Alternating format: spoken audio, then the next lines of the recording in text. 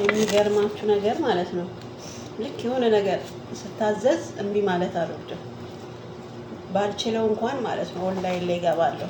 ኦንላይን ላይ ገብቼ አያለሁ፣ አይቼ ነው የምሰራው። ከዛ አልችልም ማለት ወይ ደግሞ እምቢ ማለት የኔ ይከብደኛል። አሁን ይሄንን ማለት ነው ሰርቼ አላውቅም። ኦንላይን ላይ ገባ፣ ኦንላይን ላይ ገብቼ አየው፣ ጓደኞቼ ሲሰሩ አየውና ይኸው እየሰራው ነው እላቸዋለሁ። ከዛ ደግሞ ከዛ የበለጠ ደግሞ መስራት እችላለሁ። ካየው በኋላ አሻሽዬ መስራት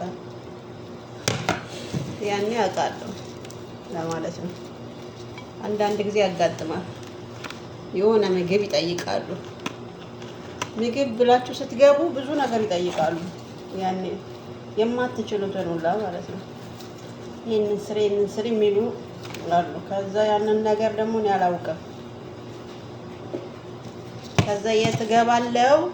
ኦንላይን እገባለሁ። ጽፌ እገባና አይቼ እሰራለሁ። እምቢ አለ ማለት ነው እኮ። ይሄ አሁን አይቼ ነው የሰራሁት።